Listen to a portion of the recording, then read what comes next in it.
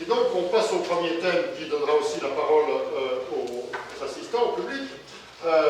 Nous allons aborder maintenant le thème de la santé. Je voudrais citer quelques petites choses.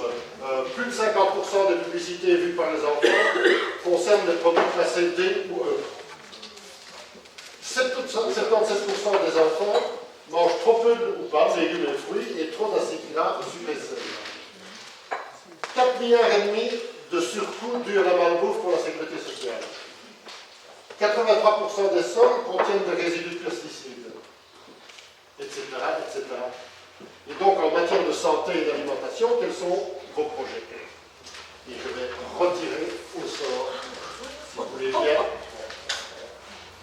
Merci, merci. Voilà. Voilà, cette fois-ci, c'est plus annoncé.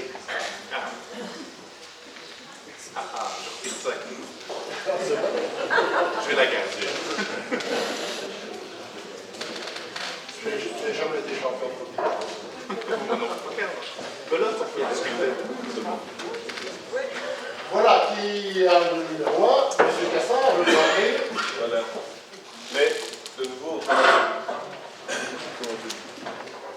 comme Christiane disait tout à l'heure, je pense que c'est 43% des produits phyto qui ont été retirés depuis une dizaine d'années.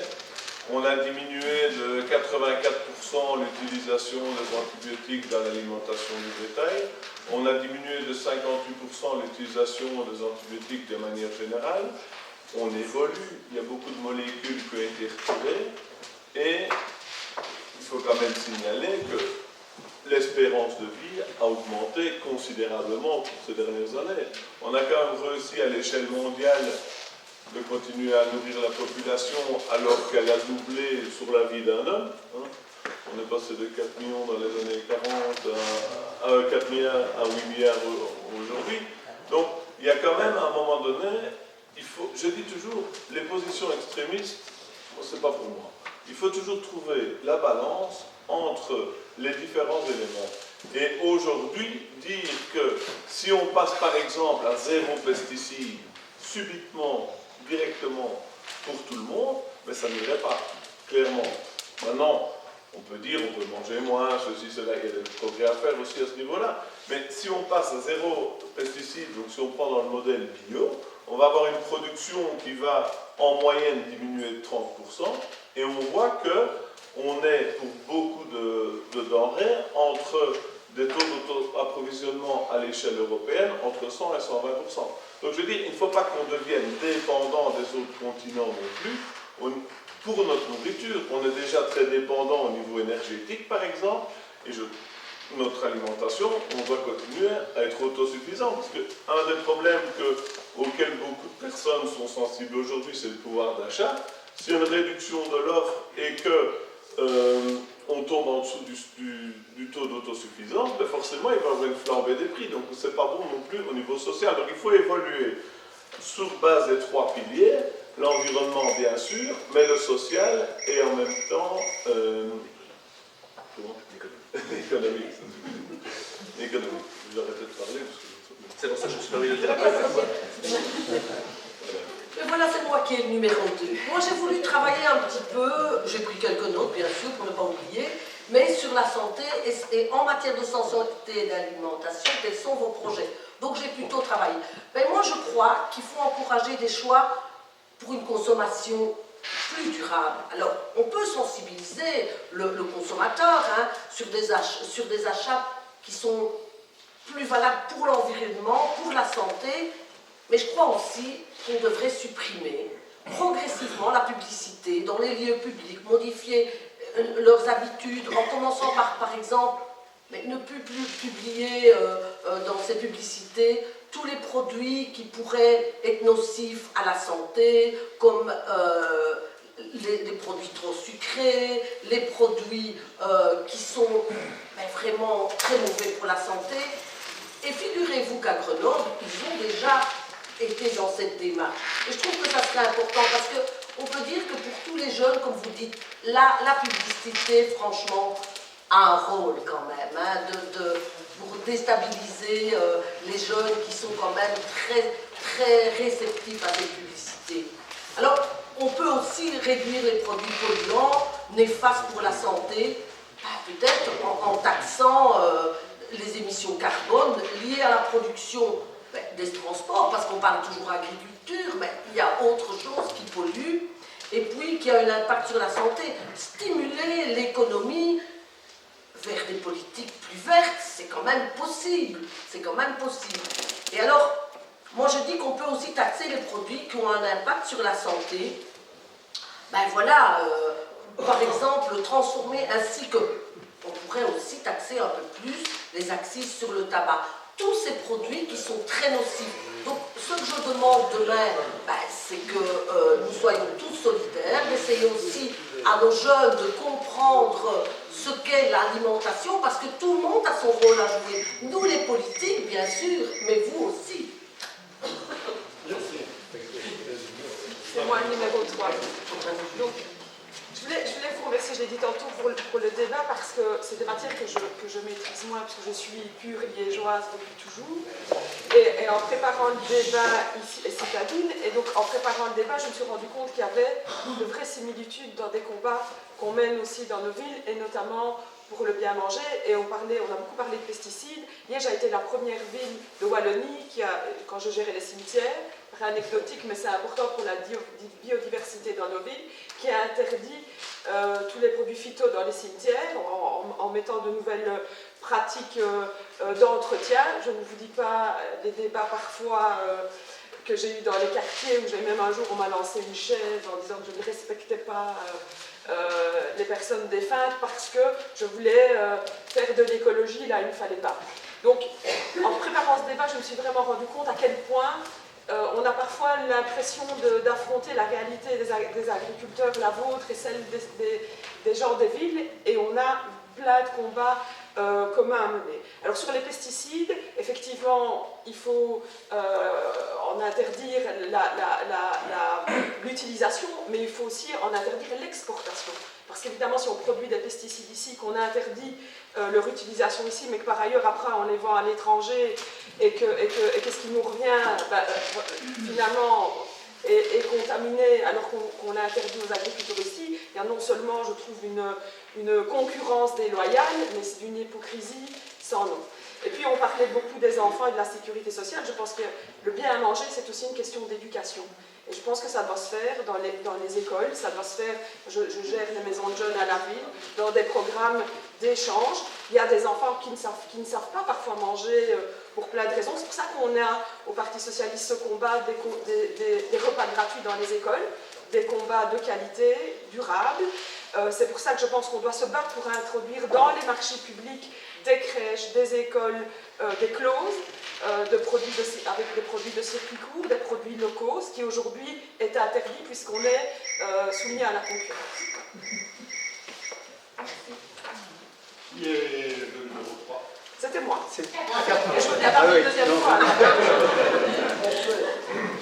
Bien, mais d'abord, je voudrais remercier Christine d'avoir évoqué l'exemple de Grenoble, qui est une ville, je me permets de le dire, avec un maire écolo du groupe des Verts, Éric Piolle, qui a interdit la publicité à Grenoble. Il y a moyen de le faire, il faut un peu de volonté politique, et la ville n'en est que plus accueillante et conviviale.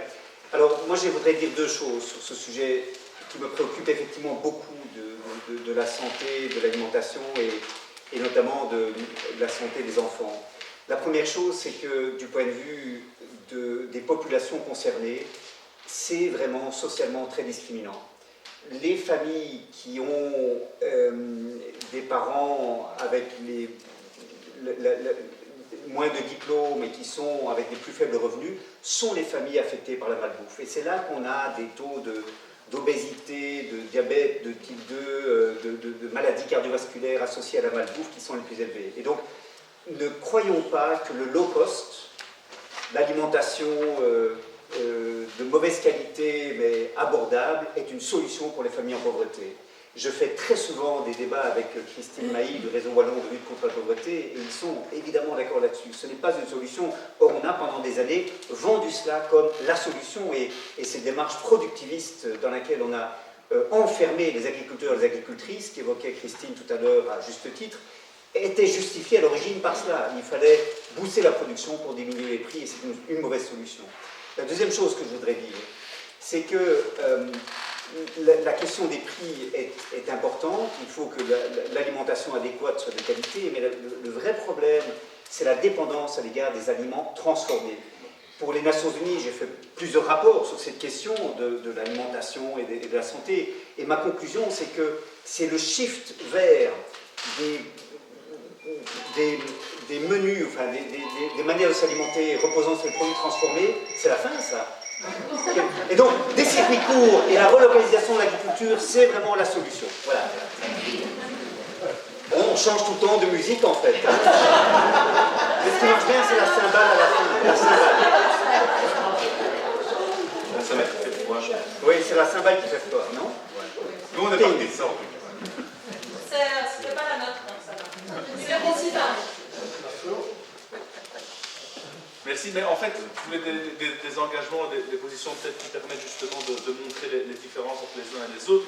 Moi, je suis assez convaincu aujourd'hui, enfin je dis moi, mais collectivement, avec mon parti, qu'en matière d'agriculture, il faut faire un choix.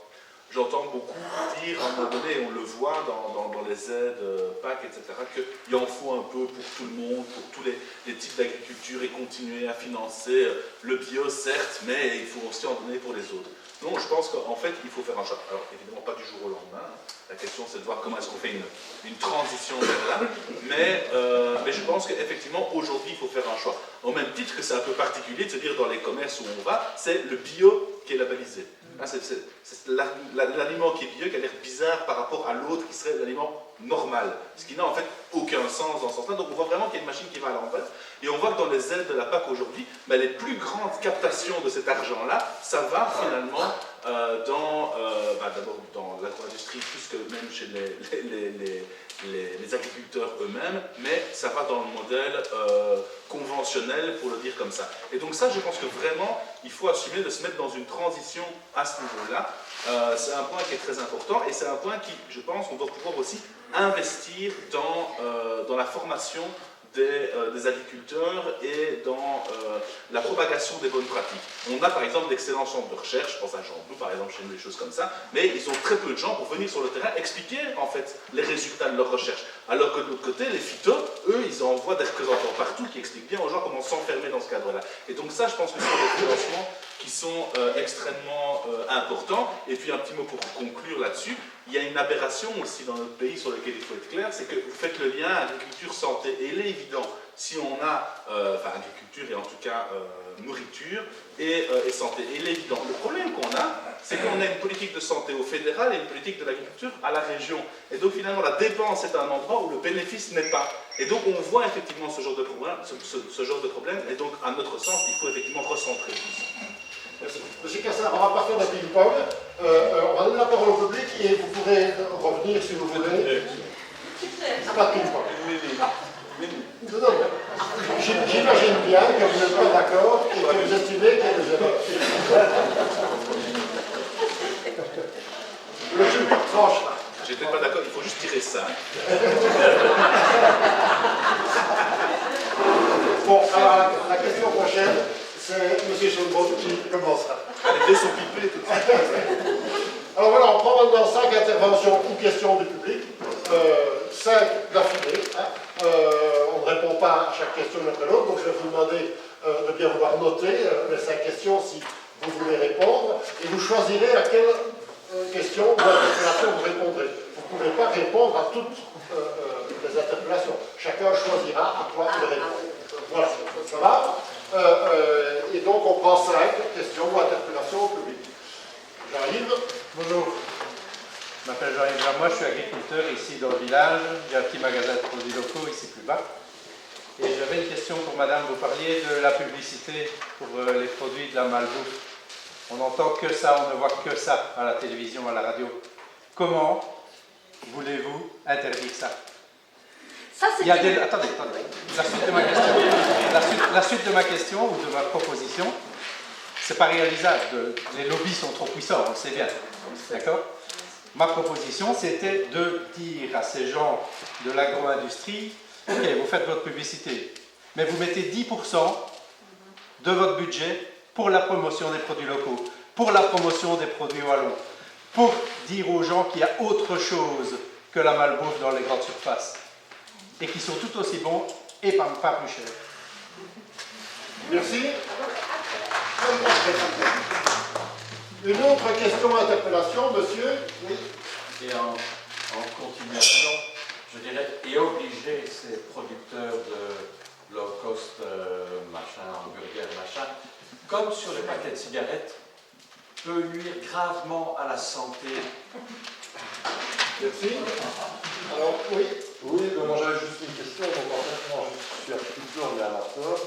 Et donc on a interdit le pesticide qui tuait les abeilles et l'Europe vient de là réautoriser. Donc voilà. C'est juste la question que je vous pose. Pourquoi?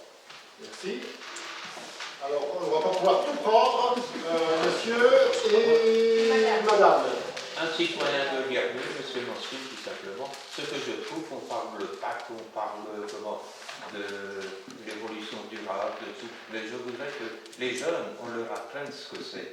C'est-à-dire que maintenant, il y a tellement d'outils pour voir les low cost ou quoi. Vous prenez un GSM et vous trouvez pas mal d'informations. Je prends le cas de UCAS, parmi tant d'autres. Ce n'est pas une publicité. Vous tapez, vous regardez les bons produits soi-disant qui ne font pas partie de la malbouffe. Regardez un peu. Les additifs à risque, à moindre risque, danger. Et quand vous faites tout ça, vous vous apercevez, même dans les grandes surfaces, dans les magasins, la plupart je dis bien des aliments, ils sont contaminés. C'est-à-dire qu'on vous les déconseille. Par contre, vous faites l'effet pour la malbouffe, les low cost, certains produits, vous tapez et ça arrive bon. Vous regardez, ce qu'il y a, c'est que le prix est bas, mais au point de vue qualité, la qualité est supérieure à ce qu'on voit. Pourquoi? Parce que c'est l'influence des publicités, entre guillemets, qui sont mensongères. Et alors, le problème, c'est les lobbies. Ça, là, vous ne savez rien faire. On les appelle même plus monsieur interne, on les appelle collaborateurs de l'Union européenne. C'est le titre imposé. Maintenant, quand vous voyez qu'on peut parler des heures sur l'Europe, le tout c'est de s'intéresser. Mais depuis qu'on a un conflit mondial, un conflit là-bas, les gens... Oui, mais je dis, on peut parler une journée, tout le monde s'intéresse maintenant à l'Union européenne. Mais elle existe depuis 1957, le traité de Rome est là. Et la plupart des personnes ne savent même pas ce qu'on fait à l'Europe. Quoique maintenant il y a un regret. Un peu tard, mais ce n'est pas trop tard, on dirait. Merci. Voilà, merci. Madame, il y avait une dame ici qui avait demandé. Oui, vous l'appelez. On parle du circuit court et je suis certainement pour développer ces intérêts des choses. Mais n'est-ce pas un peu utopique si on veut répondre à la demande globale, quel que soit le niveau de la population, le niveau social, le niveau économique? Est-ce que le circuit court résout tous les problèmes? Je pense que... Alors, je vais prendre une question ou interpellation. Oui, une dame en priorité. Non, si. Moi, je voulais savoir, en fait, vous avez parlé justement des familles qui ont des difficultés financières et tout ça. Pour nourrir leur famille, forcément, ils vont dans les magasins low cost, comme vous dites, ça. Et je voudrais bien savoir quelle solution, puisque vous avez tous un petit peu été interpellés par cet état de fait. Vous avez tous rencontré des personnes qui nourrissaient leur famille principalement dans ce type de magasin. Quelle est votre solution? Parce qu'en fait, c'est bien beau, mais fin du mois, il faut pouvoir continuer à nourrir sa famille. Donc, quelle est l'alternative en fait? Voilà, c'est la question que je vous pose. Merci. Sur cette dernière question, je vous demanderai de la postposer au grand thème après, puisque le thème suivant, c'est la solidarité, justement. Et donc, votre question, elle vaudra pour le thème suivant. Est-ce que je prends encore une autre? Toujours une dame? Parce que c'est surtout des hommes qui ont parlé. Oui. Alors, oui. C'est par rapport en fait à ce qu'on est resté dans un marché global. Effectivement, si on prend beaucoup de mesures ici en Europe et que finalement on laisse l'Amérique du Sud produire comme ils veulent, finalement, est-ce que vous avez des positions par rapport au protectionnisme en fait, du marché européen? Voilà, merci. Voilà, vous choisissez à quoi vous répondez. Je vais devoir répondre à notre avis. Ben ici, ils choisissent. Oui, voilà, vous vouliez choisir? Non, s'ils peuvent choisir. Allez, oui. Et l'autre. Non, oui. Vas-y.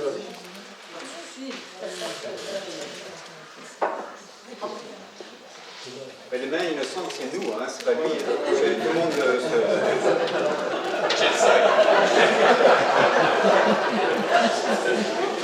Et c'est la même arrière que les autres. En parlant.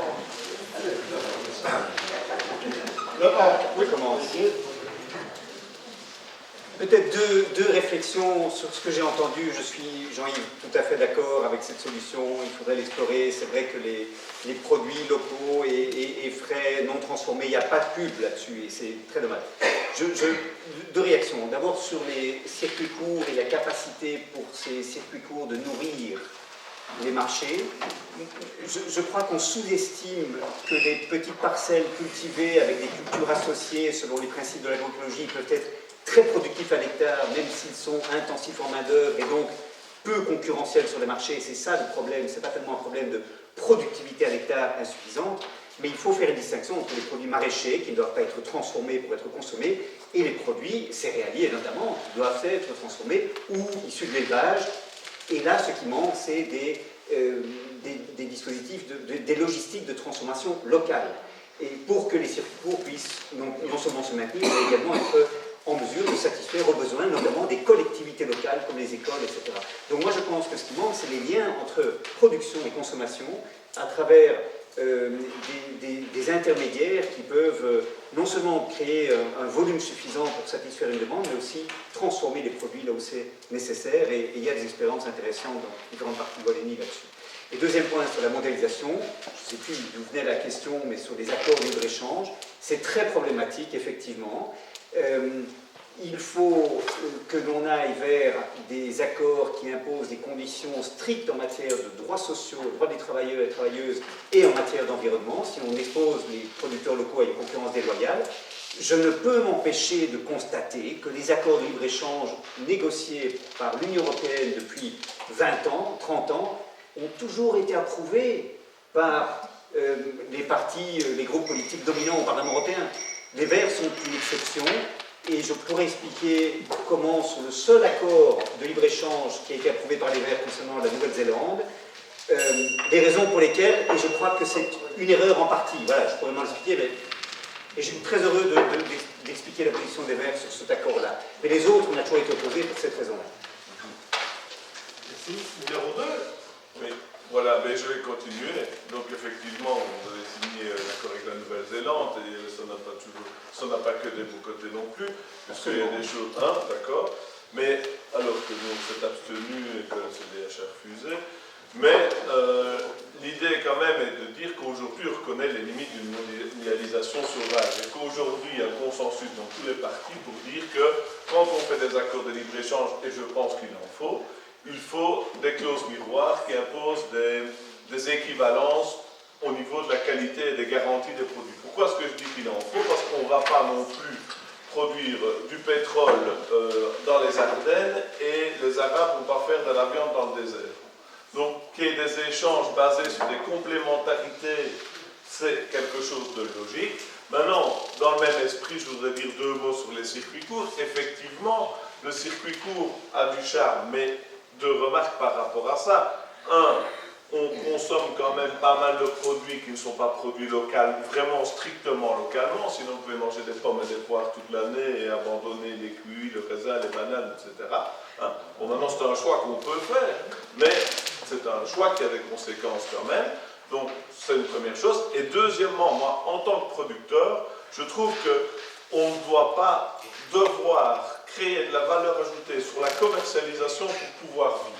Quelque part, chacun doit pouvoir vivre de son métier. Je vois aujourd'hui les agriculteurs qui font du circuit court, il y en a dans la salle, ils ont déjà pas mal de boulot à la ferme, et puis le soir, s'il faut encore commencer à commercialiser sa viande, etc., c'est bien qu'ils le fassent. Je ne critique pas ça, mais je trouve que ce serait normal de pouvoir toucher un prix décent pour la production d'un produit et le commercialiser à quelqu'un qui, lui, va faire le travail, c'est un autre travail, au détail, etc. Donc, alors, troisièmement, par rapport au circuit court, il faut être réaliste aussi. Les gens qui sont dans la vie active, qui ont beaucoup de travail, le soir, s'ils doivent faire 4-5 petites chapelles pour s'approvisionner dans les différents produits, c'est pas logique. Alors, voilà, donc une grande surface bien organisée qui soient en contact direct avec les producteurs, ça a un sens aussi pour moi. Benoît, il y a d'autres solutions. J'arrive. Je peux pas. Je vais prendre le numéro 6. Il faut être candidat. C'est frustrant. On reste après. On peut continuer au bar à 18h. Ouais. Voilà, numéro 3. Oui, voilà, c'est moi. Je voudrais répondre à monsieur, parce que je suis aussi agricultrice. J'ai un fils qui diversifie et qui a son petit magasin de produits de terroir. Et c'est pas simple. Hein. Et donc, moi, ce que je propose, c'est aussi que l'Europe mette la main dans le portefeuille pour aider ces circuits, pour, à la limite, quand on... Allez, même au niveau local, pourquoi pas créer des marchés couverts où les producteurs, mais ils n'ont pas nécessairement toujours le temps, mais dire qu'on va nourrir le monde, il faut aussi une aide extérieure pour pouvoir produire, on produit local et on ne produit pas des quantités excessives, mais il faut aussi donner aider les petits producteurs locaux à être reconnus. Ça, c'est une chose. Dire qu'on ne peut pas se nourrir jusqu'avec les producteurs locaux, il y a locaux et locaux, mais on peut aussi se nourrir avec des produits belges, avec des produits de qualité. Il y a l'Europe, mais qu'on n'aille pas en delà. Alors moi, je parle des libres-échanges, et ça me reste dans la gorge, hein. Le nouvel échange de Nouvelle-Zélande à 20 000 km, avec les normes qui ne sont complètement différentes des nôtres. Et je peux dire que les engagés n'ont pas voté et qu'Écolo a voté, ça c'est sûr.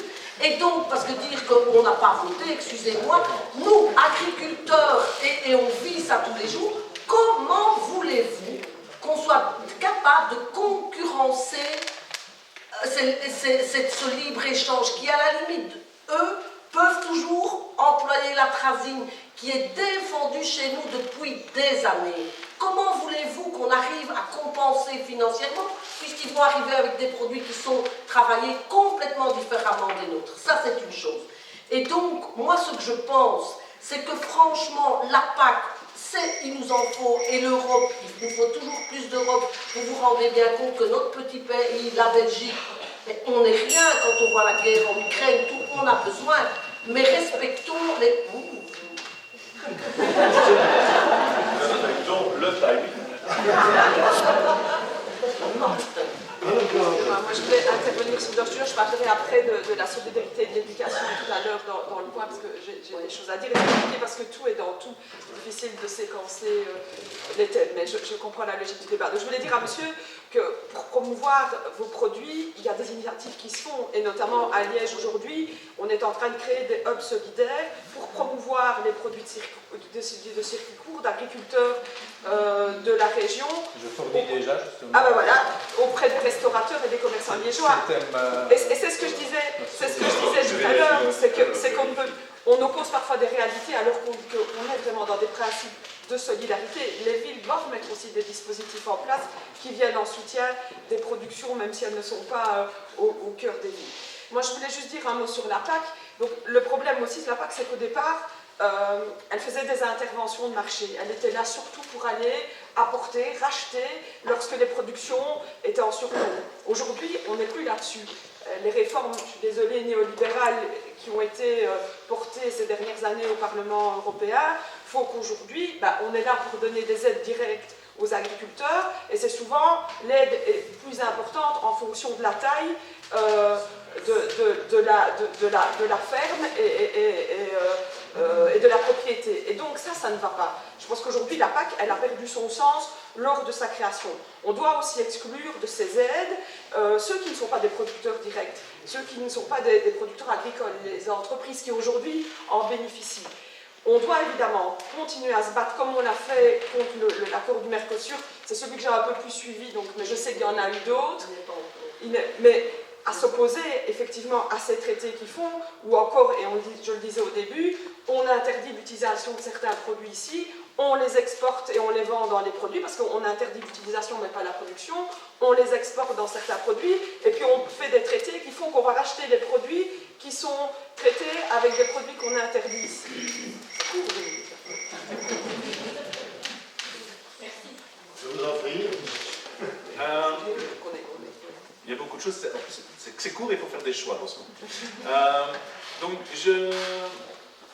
d'abord, D'abord, je suis surpris d'une certaine opposition parfois qu'on fait sur des types d'agriculture, parce que ce qui a été dit tout à l'heure sur le sortir de la Deuxième Guerre mondiale, qui est évidemment vrai, il faut aussi rappeler que c'était une erreur, et c'était une erreur politiquement, mais agrologiquement parlant aussi, parce qu'on sait qu'aujourd'hui, des méthodes agroécologiques, bio, etc., sont plus rentables que des méthodes qui sont en train de l'injecter dans des sols, où en fait, finalement, à force de tuer les sols, ça devient un travail en plus de réanimer des sols qu'on peut maintenir et qu'on peut travailler tout à fait autrement. Donc en soi, ce qu'on défend ici n'est pas une question d'une agriculture qui devrait être sur perfusion d'argent parce qu'elle ne serait pas rentable. Ça n'est pas le cas en fait, à l'inverse, même d'une certaine façon. Et donc je suis d'accord sur un point, donc je le dis aussi quand je suis d'accord, que la première chose par rapport au circuit court, non ça sur ça non. Mais sur les prix, je pense qu'effectivement aujourd'hui le premier problème c'est qu'on doit avoir des agriculteurs qui en fait sont payés correctement, on doit pouvoir s'inspirer de ce qui se fait en France, en Espagne, enfin, il y a des mesures qui existent, pas reprendre mais adapter, faire des choses pour qu'on soit payé par ce qu'on fait, parce que je dis ça parce qu'aujourd'hui effectivement le circuit court est venu comme une activité supplémentaire pour essayer de s'en sortir. Et donc je pense qu'effectivement c'est important de le dissocier. Il y aura tout à l'heure une question sur les régies publiques éventuellement. Je ne sais pas, il y a des solutions qui peuvent exister, mais en tout cas je pense qu'effectivement ça doit être fait, ça doit être dissocié, ça ne doit pas être fait comme une charge supplémentaire. Je pense qu'on a déjà assez sur l'agriculteur, mais par contre la réponse est à cet endroit-là. Et sur le libre-échange, moi il y a un truc que je trouve bizarre, c'est qu'on commence à faire comme si commerce international égale libre-échange. Donc il y avait déjà du commerce international avant le libre-échange, et il y en a encore même maintenant, là où il n'y a pas des accords comme de ce type-là. Et donc, ça n'est pas ça la contradiction qui est faite. Ça n'est pas une question de repli sur soi, de protectionnisme absolu, c'est juste que, clause miroir ou pas, on est face à des accords dont l'ADN n'est pas d'être dans l'intérêt de la nature, dans l'intérêt des travailleurs, des secteurs, mais tout simplement sont économiques. J'aurais bien voulu expliquer